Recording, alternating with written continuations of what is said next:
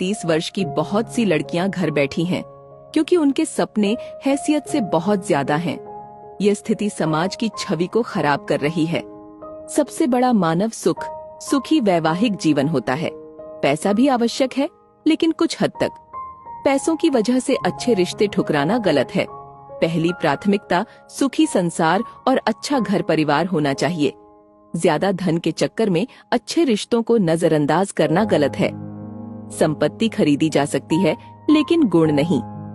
30 की उम्र के बाद विवाह नहीं होता, समझौता होता है और मेडिकल स्थिति से भी इसमें बहुत सी समस्याएं उत्पन्न होती हैं। आज इससे भी बुरी स्थिति कुंडली मिलान के कारण हो गई है। हम अच्छे लड़के और घर के होने के बावजूद कुंडली की वजह से रिश्ते छोड़ देते हैं। 36 में से 20 या फिर 36 के 36 गुण मिलने पर भी जीवन में तकलीफें हो रही हैं, क्योंकि हमने लड़के के गुण नहीं देखे। बेटी के रिश्ते के लिए लड़के में 24 कैरेट का सोना खरीदने जाते हैं और 4-5 साल व्यतीत हो जाते हैं। उच्च शिक्षा या जॉब के नाम पर भी समय व्यतीत कर देते हैं। लड़के देखने का अंदाज भी समय व्यतीत का अनोखा उदाहरण हो गया है। खुद का मकान, फर्नीचर, कमरे, गाड़ी, रहन सहन, खान पान, भाई बहन, बंटवारा, माँ बाप का स्वभाव, नाते रिश्तेदार, कद, रंग रूप, शिक्षा, कमाई, बैंक बैलेंस और सोशल मीडिया पर एक्टिवनेस जैसी बातें पूछी जाती हैं। हालात ऐसे हैं कि माँ बाप की नींद 30 की उम्र पर खुलती है। फिर 4-5 साल की दौड़ धूप बच्चों की जवानी को बर्बाद कर देती है।